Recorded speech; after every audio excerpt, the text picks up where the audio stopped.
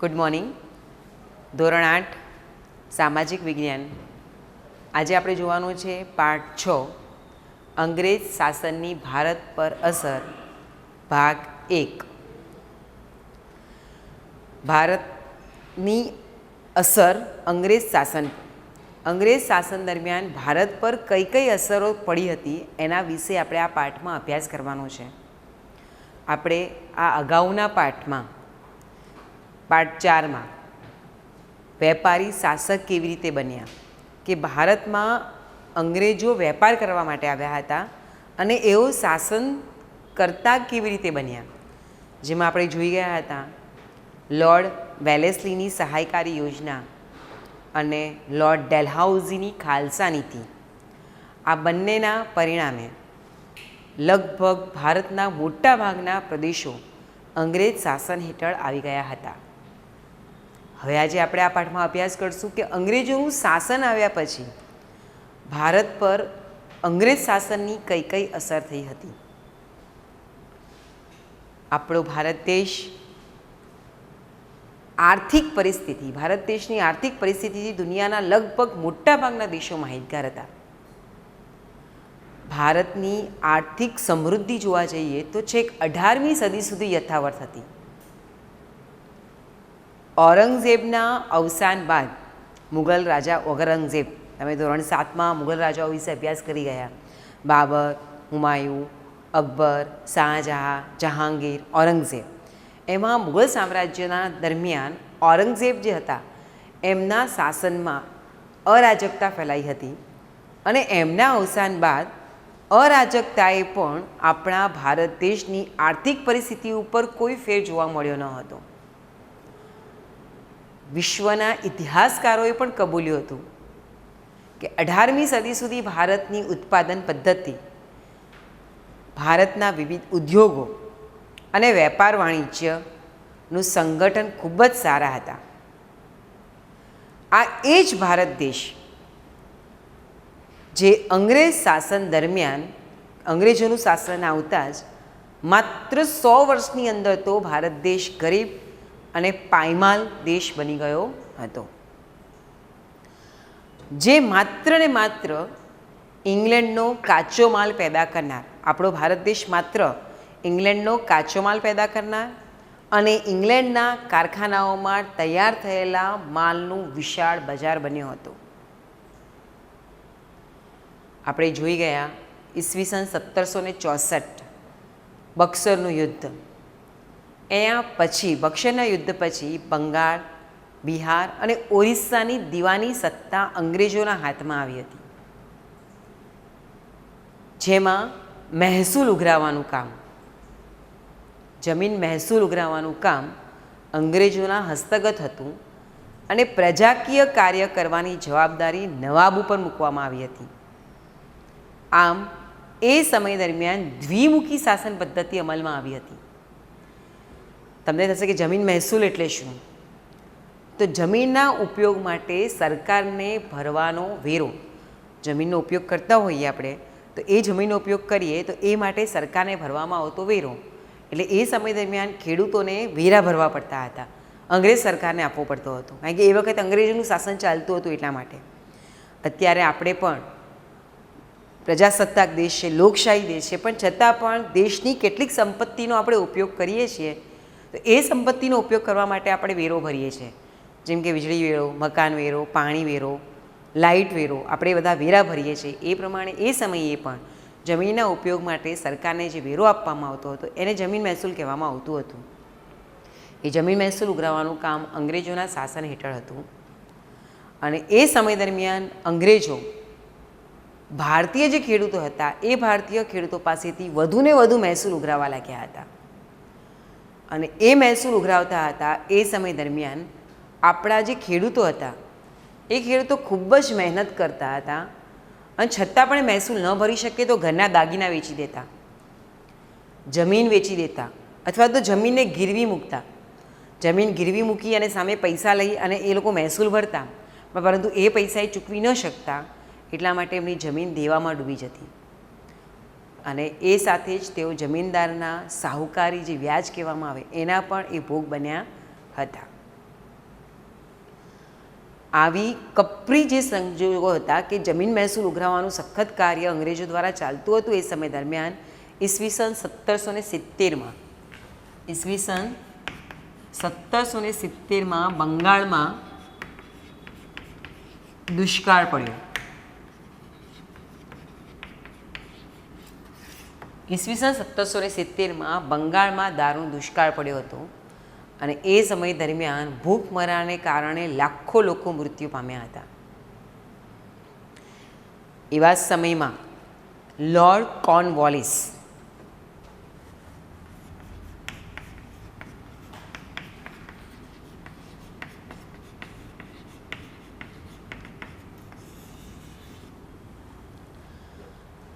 Lord જે Cornwallis governor general બની અને ભારતમાં આવ્યા.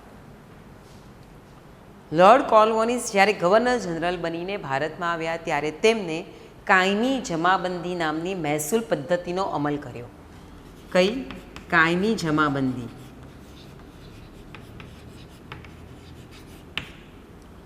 કાયમી જમાબંધી નામની મહેસૂલ પદ્ધતિનો એમણે બંગાળ, બિહાર અને ઓરિસ્સામાં અમલ કર્યો.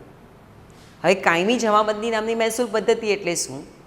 તો એ વખતે બંગાળ, બિહાર અને ઓરિસ્સામાં કંપનીએ દર વર્ષે મહેસૂલની રકમ નક્કી કરી અને એ મહેસૂલ ઉઘરાવવા માટેનું જે હોય કામ એ જમીનદાર કરતા હતા. જમીનદારના હાથમાં એ હક હતો મહેસૂલ ઉઘરાવવા માટેનો. અંગ્રેજોને પોતાની એક આવક નિશ્ચિત કરી અને પોતાની પાસે મોટો એવો એક જમીનદાર વર્ગ ઊભો કર્યો. હવે ભારતમાં ખેડૂતો જે હતા એ ખેડૂતોને દુષ્કાળ પડે, અતિવૃષ્ટિ થાય, પાક ઉગે, પાક ન ઉગે, મહેનત કરે, છતાં પણ એમને નક્કી કરેલી જે રકમ હતી એ નક્કી કરેલી રકમ તો એમને મહેસૂલમાં ભરવી જ પડતી હતી. એટલે આ જે કાયમી જમાબંધીનો મહેસૂલ વર્ગ એમને જે ઊભો કર્યો હતો, જેમાં ખેડૂતો તનતોડ મહેનત કરે, તાડ તડકો વેઠે, જમીન ખેડે, પાક પેદા કરે, છતાં પણ અંતે તો એમનું શોષણ જ થતું હતું.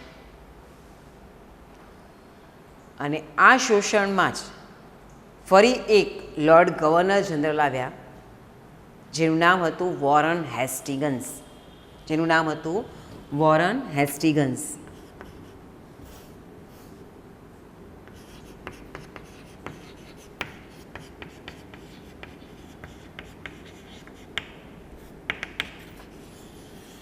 વોરન હેસ્ટિંગ્સ જે ઈસવીસન 1773ના નિયમના ધારા મુજબ બંગાળનો ગવર્નર જનરલ બનીને આવ્યા હતા. વોરન હેસ્ટિંગ્સ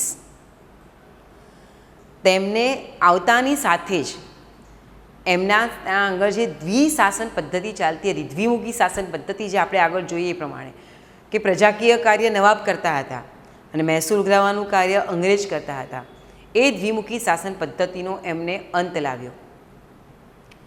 એમને પોતાની જે કંપનીની તિજોરી હતી એ કંપનીની તિજોરી મુર્શિદાબાદથી ખસેડી અને કલકત્તા મોકલવામાં આવી.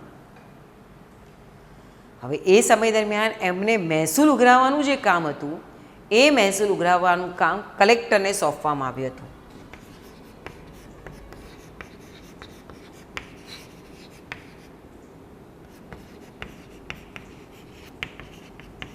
મહેસૂલ ઉઘરાવવાનું કામ કોને સોંપવામાં આવ્યું હતું? કલેક્ટર.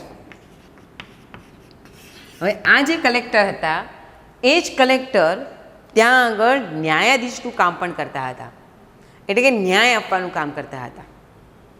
હવે એ સમય દરમિયાન અંગ્રેજ રાજતંત્રના આવા વહીવટથી આપણા દેશની જે પુરાણી ગ્રામ સ્વરાજ્ય સંસ્થાની જે પ્રથા ચાલતી હતી એ પ્રથા નાશ પામી હતી.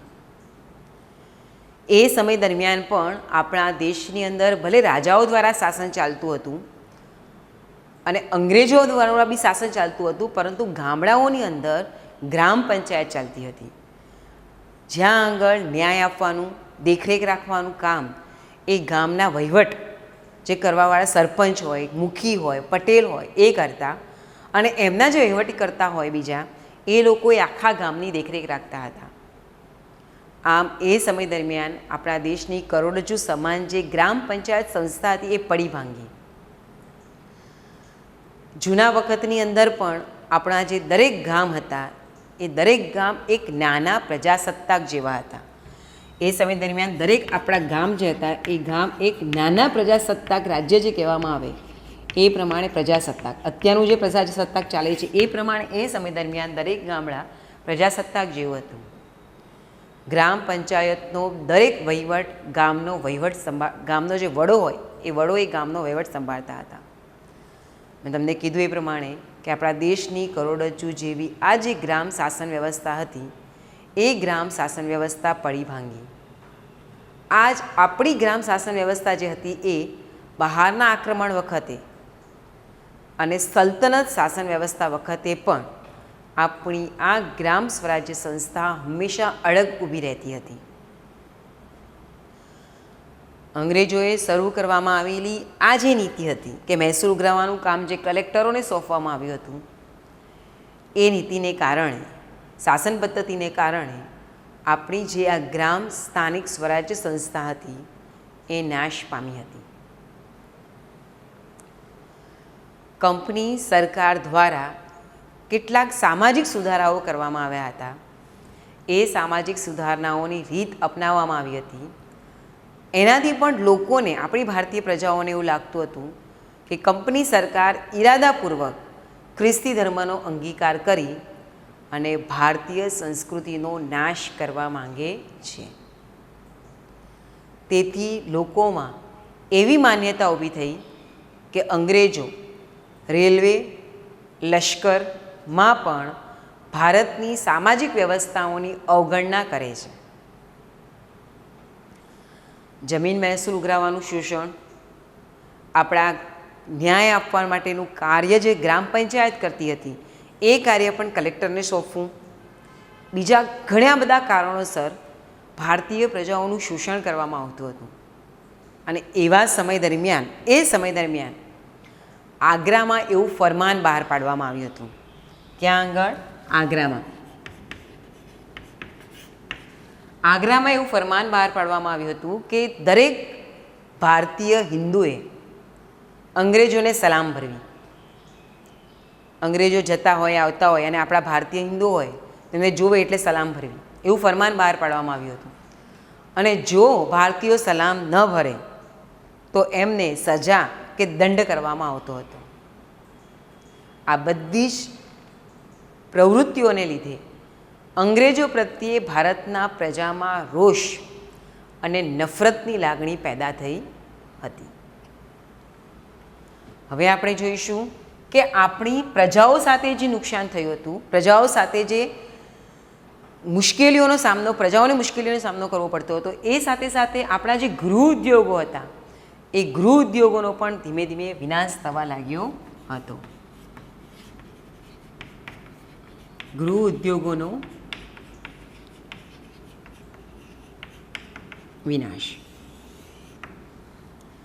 ગૃહ ઉદ્યોગનો વિનાશ શરૂ કરીએ એ પહેલાં આપણે ફરી એક વખત આના પર થોડી નજર લઈ લઈએ, રિપીટ કરીએ કે આપણી ભારતની આર્થિક પરિસ્થિતિથી દુનિયાનો દેશ માહિતગાર હતો.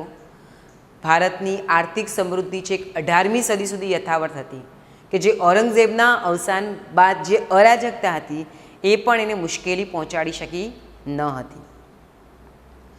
પરંતુ અંગ્રેજોનું શાસન બાદ આપણા ભારત દેશ જે હતો એ ભારત દેશ પાયમાલ અને ગરીબ બનતો ગયો. જે માત્ર ને માત્ર ઇંગ્લેન્ડમાં કાચો માલ પેદા કરનાર અને ઇંગ્લેન્ડના જે કારખાના તૈયાર કરનાર, જેનું આપણે અહીંયા ગૃહ ઉદ્યોગોમાં જોઈશું, કારખાના તૈયાર થયેલા માલનું વિશાળ બજાર બન્યો હતો.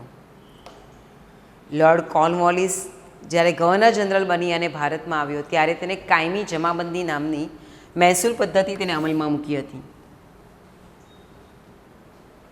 જેમાં કંપનીએ દર વર્ષે મહેસૂલની રકમ નક્કી કરી હતી અને જમીનની જે આ મહેસૂલ ઉઘરાવવાનું કામ હતું એમણે જમીનદારને સોંપ્યું હતું. એટલે કે પોતાની પડખે એમણે એક એવો વર્ગ ઊભો કર્યો હતો કે જે મહેસૂલ ઉઘરાવવાનું કામ કરે, જેમાં ખેડૂતો તનતોડ મહેનત કરે, તાળ તડકો વેઠે, જમીન ખેડે, પાક પેદા કરે તો પણ અંતે એમનું શોષણ થતું હતું. ત્યારબાદ વોરન હેસ્ટિંગ ઈસવીસન 1773માં ગવર્નર જનરલ બનીને આવ્યા. વોરન હેસ્ટિંગ જ્યારે ગવર્નર જનરલ બનીને આવ્યા એ સમય દરમિયાન તેમને મહેસૂલ ઉઘરાવવાનું કામ કલેક્ટરોને સોંપવામાં આવ્યું અને આ જ કલેક્ટર ન્યાય આપવાનું કામ કરતા હતા. એ માટે આપણા દેશમાં જે ગ્રામ પંચાયત ચાલતી હતી એ ગ્રામ પંચાયતનો પણ ધીમે ધીમે નાશ થયો.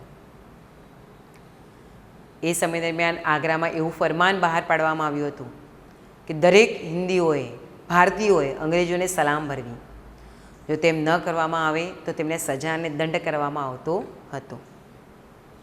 આટલા શોષણ બાદ બી ઉદ્યોગોની બાબતમાં પણ આપણને ઘણી બધી મુશ્કેલીઓનો સામનો કરવો પડ્યો હતો. ઉદ્યોગોની બાબતમાં જોઈએ તો યુરોપ અને એશિયાને જોઈતો જે માલ હતો કાપડનો માલ, એ કાપડનો માલ ભારતના ગૃહ ઉદ્યોગો દ્વારા પૂરો પાડવામાં આવતો હતો. યુરોપ અને એશિયાના જે દેશો હતા એટલે કે અંગ્રેજોના ઇંગ્લેન્ડના જે દેશો હતા એ દેશોના કારખાનાઓને ચાલુ રાખવા માટે એમને જોઈતો જે કાચો માલ હતો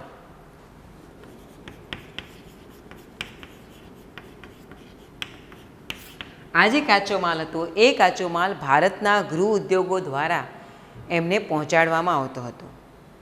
હવે તમને એમ કે કાચો માલ એટલે શું? કાચો માલ એટલે કે યંત્રો કે માનવ બળ દ્વારા વપરાશી ચીજ વસ્તુઓ જે હોય એના ઉત્પાદન માટે જે મૂળ સ્વરૂપની વસ્તુઓનો ઉપયોગ કરવામાં આવે એને કાચો માલ કહેવામાં આવે.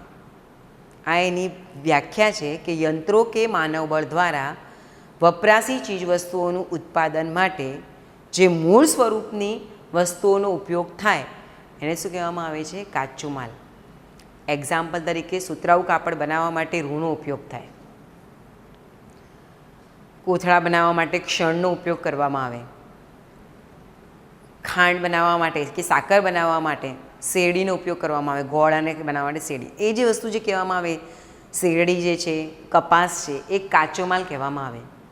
આ જે કાચો માલ જે હતો એ ઇંગ્લેન્ડના, યુરોપ અને એશિયાના જે દેશો હતા એને ભારતના ગૃહ ઉદ્યોગો પૂરા પાડતા હતા. આપણા ભારતમાં બનતું ક્ષણ, ઊન, સુતરાઉ કાપડની વિદેશમાં ખૂબ જ માંગ હતી.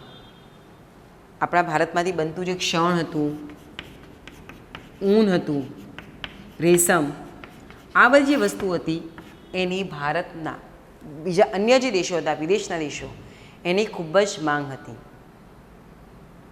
એ સાથે સાથે જ આપણા ભારતની ઢાકાની બારીક મુલાયમ મલમલ તો દુનિયાભરમાં પ્રખ્યાત હતું. કાપડ ઉપરાંત જોવા જઈએ તો સુરોખાર, મીઠું અને સાકર. કાપડ ઉપરાંત સુરોખાર, મીઠું અને સાકર, આ જે વસ્તુ હતી એ વસ્તુઓની પણ આપણા ભારતમાંથી અન્ય દેશોમાં નિકાસ કરવામાં આવતી હતી. બીજા દેશોમાં શું કરવામાં આવતી હતી? એની નિકાસ કરવામાં આવતી હતી. તો એના બદલામાં આપણા ભારતમાં એ સમય દરમિયાન અઢળક સોના ચાંદીની આયાત થતી હતી. આપણા ભારત દેશમાં સોના અને ચાંદીની આયાત થતી હતી.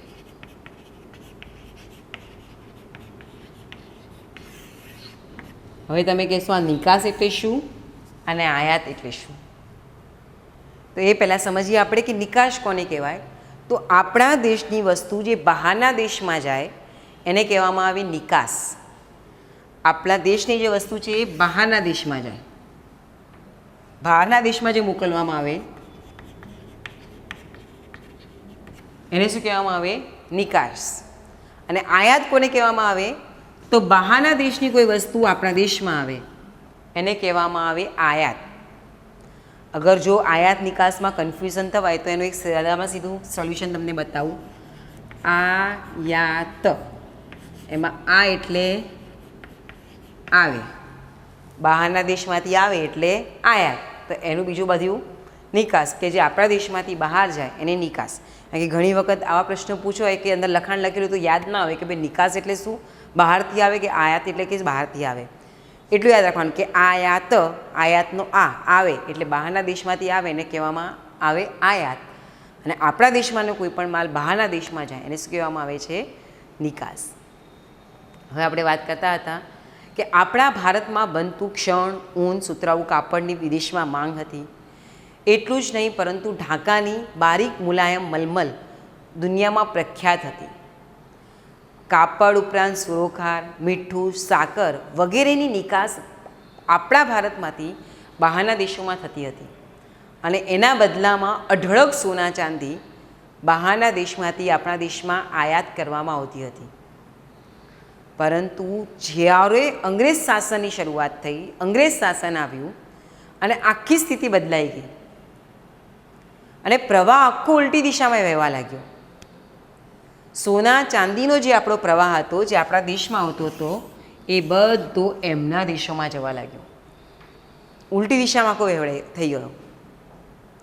અને એ સમય દરમિયાન ઔદ્યોગિક ક્રાંતિની શરૂઆતમાં આપણે જોઈએ તો ઔદ્યોગિક ક્રાંતિની જ્યારે શરૂઆત થઈ એ સમય દરમિયાન અંગ્રેજોએ એકલા બંગાળમાંથી, બરાબર ધ્યાનથી સાંભળજો કે એ સમય દરમિયાન કે ઔદ્યોગિક ક્રાંતિની જ્યારે શરૂઆત થઈ એ સમય દરમિયાન અંગ્રેજોએ માત્ર ને માત્ર એકલા બંગાળમાંથી આજની ગણતરી મુજબ જો જોવા જઈએ તો આજની ગણતરી મુજબ 500 કરોડ રૂપિયા, આ હું ખાલી તમને ક્યાંની વાત કરું છું? એક ખાલી બંગાળ રાજ્યની વાત કરું છું કે બંગાળ રાજ્યમાંથી 500 કરોડ રૂપિયા 2 દાયકામાં તો તેઓએ તેમના દેશમાં લઈ ગયા હતા. તો વિચારો કે આખા ભારત દેશમાંથી અંગ્રેજો કેટલા પૈસા લઈ ગયા હશે એમના દેશમાં. એ સાથે જ આપણા ભારતમાં ઉત્પન્ન થતો જે કાચો માલ હતો એ કાચો માલ અને ભારતમાં એકત્ર કરેલા રૂપિયાની મદદથી અંગ્રેજો ઇંગ્લેન્ડમાં પોતાના ઉદ્યોગો વિકસાવવા લાગ્યા હતા. એમને કાચો માલ ભારતમાંથી સહેલાઈથી મળી જતો હતો, અને એ જે કાચો માલ સહેલાઈથી બની જતો એટલે એમના જે કારખાનાઓ હતા એ કારખાનાઓ તો ધમધમવા લાગ્યા, જોરશોરથી ચાલવા લાગ્યા. હવે એમનો જે તૈયાર થયેલો માલ હતો એ તૈયાર થયેલો માલ બી એ આપણા ભારત દેશમાં જ વેચતા હતા. હવે એ ભારત દેશમાં વેચતા તો એના માટે બી એમને કઈ રીતે અપનાવી?